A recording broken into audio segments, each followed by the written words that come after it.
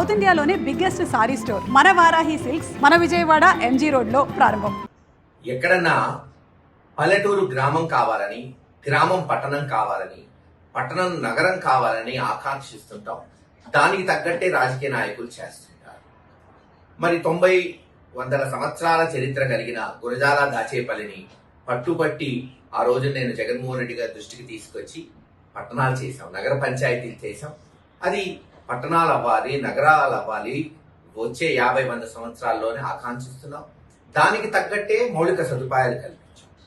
పట్టణం అయిన వెంటనే ఇళ్ల పట్టాలు ఇవ్వటమే కాదు, ఇళ్లు కట్టుకోవడానికి ఒక్కొక్కళ్ళకి కేంద్ర ప్రభుత్వం, రాష్ట్ర ప్రభుత్వం పథకంలో సుమారు 2 నుంచి 2.5 లక్షలు శాంక్షన్ చేయడం జరిగింది. అంతేకాదు బ్రహ్మాండమైన జాతీయ రహదారి, ఆ రోజున మాచర్ల, గురజాల, దాచేపల్లి పట్టణాలను కలుపుతామని కేంద్ర ప్రభుత్వానికి దృష్టికి తీసుకెళ్లి 400 కోట్లతో జాతీయ రహదారి తీసుకొచ్చి నిర్మించాం. అది పూర్తి చేశాం.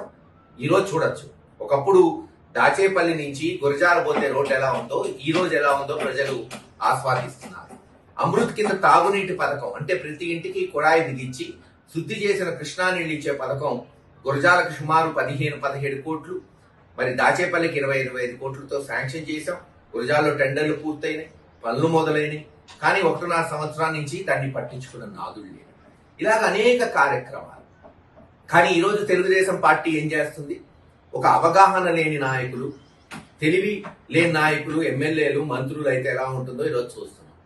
జంగమేశ్వరపురాన్ని మళ్ళీ గ్రామం చేస్తారంట. అది ఉన్న గొప్ప, గ్రామాన్ని పట్టణమో నగరం చేస్తే గొప్ప. కానీ దానికి వాళ్ళు తెలుగుదేశం నాయకులు ఇంటింటికి పోయి జనాన్ని భయపెట్టడం, ప్రలోభాలు పెట్టడం అంటారు. గ్రామం చేస్తే ఇంటి పన్ను తగ్గిద్దంట, ఇది ఒక విడ్డూరం. లేదు, గ్రామం చేస్తే ఉపాధి హామీ పథకం.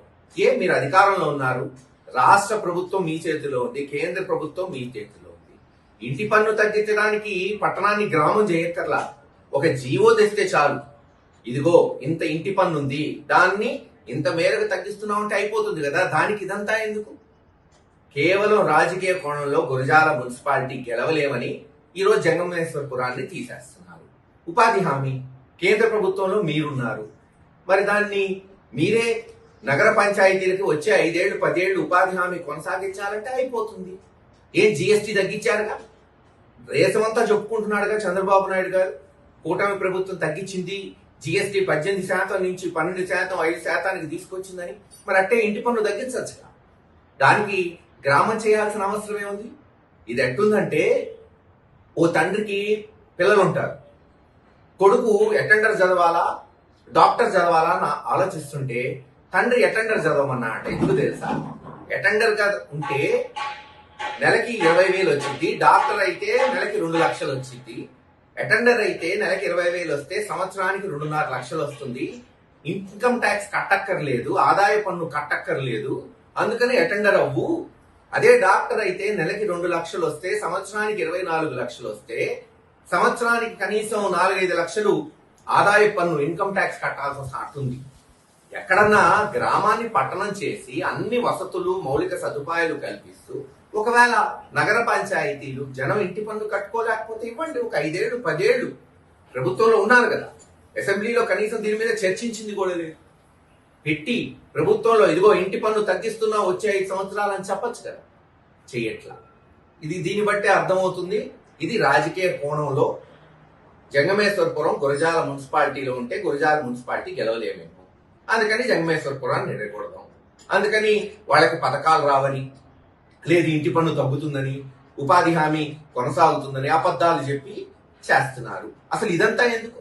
మా అయితే ఇంటి పన్ను ఒక 200, 300, 500, 1000 రూపాయలు ఉంటుంది, అంతకన్నా ఏముండదు. అసలు మీరు ఇస్తానన్న ఆడవాళ్ళకి తెలుగుదేశం చెప్పింది, చంద్రబాబు నాయుడు గారు అన్నారు, పవన్ కళ్యాణ్ గారు అన్నారు, ఇక్కడ ఎరపతినేని శ్రీనివాసరావు గారు, కృష్ణదేవరాయ గారు ప్రతి ఇంటికి చెప్పారు, మీరు ఇస్తానన్న 1,500 నెలకి ఆడవాళ్ళకి ఇవ్వండి. అంటే సంవత్సరానికి 18,000 వచ్చిందనుకో, దాంట్లో ఏం ఒక 500 కట్టుకోలేరా? ఖచ్చితంగా కడతారు. అసలు మీరు ఇస్తానన్న హామీ నిలబెట్టుకోండి. జగన్మోహన్ రెడ్డి గారు ఇచ్చాడుగా ఆ రోజున 4 సంవత్సరాలు సుమారు 17,000, 18,750 రూపాయలు 4 సంవత్సరాలు ఇచ్చారు. మరి మీరు ఇస్తారన్నది ఇవ్వండి 18,000 సంవత్సరానికి. ఇప్పటికీ దాని గురించే చర్చ లేదు. ఇవన్నీ చేయకపోగా ఉన్న పట్టణాన్ని గ్రామం చేస్తారంటే ఇది వీళ్ళకి చేతనైంది. దీన్ని ఖండిస్తున్నాం. ప్రజలు కూడా అర్థం చేసుకోవాలి. కేవలం సత్వరం వచ్చే చిన్న చిన్న లాభాల కొరకు బృహత్తర కార్యక్రమం ఈరోజు మీరు చూశారు. జాతీయ రహదారి 400 కోట్లతో తీసుకొచ్చాం. ఎలా ఉందో మీరు చూశారు. మంచినీటి పథకం ఇవ్వడానికి తీసుకొచ్చాం. జంగమేశ్వరపురంలో కూడా దాదాపు 200-300 మందికి ఇళ్ల పట్టాలు ఇచ్చి ఇళ్లు కట్టుకున్నారు. బ్రహ్మాండమైన హాస్పిటల్ జంగమేశ్వరపురంలో అర్బన్ హెల్త్ సెంటర్ గతంలో ఎప్పుడన్నా ఉండిందా? సచివాలయం ఏర్పాటు చేశాం. ప్రతి ఇంటికి వాలంటీర్లు లేదు సచివాలయం స్టాఫ్ పోయి పాలన అందించేటట్టు చేశాం. శ్మశానాలు బాగు చేశాం, రోడ్లు వేసాం, పొలాల రోడ్లు వేసాం, అన్ని రకాలుగా అభివృద్ధి చేశాం. ఎందుకు? నిధులు ఎక్కువ వస్తాయి పట్టణంగా ఉంటే. ఉండొచ్చు కొంచెం ఇంటి పన్ను ఎక్కువ ఉండొచ్చు, కావాలంటే అది రాష్ట్ర ప్రభుత్వం తగ్గించవచ్చు. ఏముంది దాంట్లో?